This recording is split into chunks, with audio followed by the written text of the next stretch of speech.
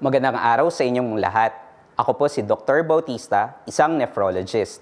Kasama natin si Ma'am Lorna na may mga ilang katanungan patungkol sa proseso ng kidney transplantation. Umpisahan natin. Thank you very much, Dr. Bautista. Maraming salamat at napaunlakan niyo yung oras namin ng daughter ko, si Grace. Oo, dahil sa explanation niyo, pumayag na po si Grace. And ngayon po na may donor na po ako, ready na po kami magpa-transplant. Ano po kaya ang mga susunod naming dapat gawin?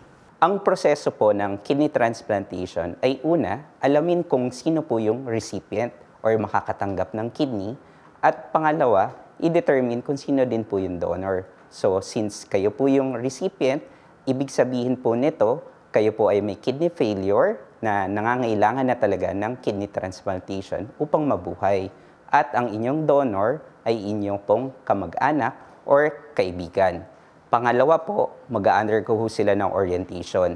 Para sa donor, ito ay para alamin nila kung ano ang proseso ng organ donation at samantala para sa recipient kung ano ang proseso ng kidney transplantation. Pagkatapos po sila ma-orient, mag-undergo po sila ng workup or evaluation ng recipient at ang donor. Ginagawa po natin na evaluate ang recipient upang malaman kung ang pasyente ay medically, psychologically, and ethically acceptable to undergo ng kidney transplantation. Samantalang sa donor, ito po ay para maprotektahan sila na makareceive ng mga organs na maaaring merong sakit or makakasama sa kanila. Pagkatapos po ng procedure na ito, ng workup, mag-undergo po sila ng Ethics Committee evaluation.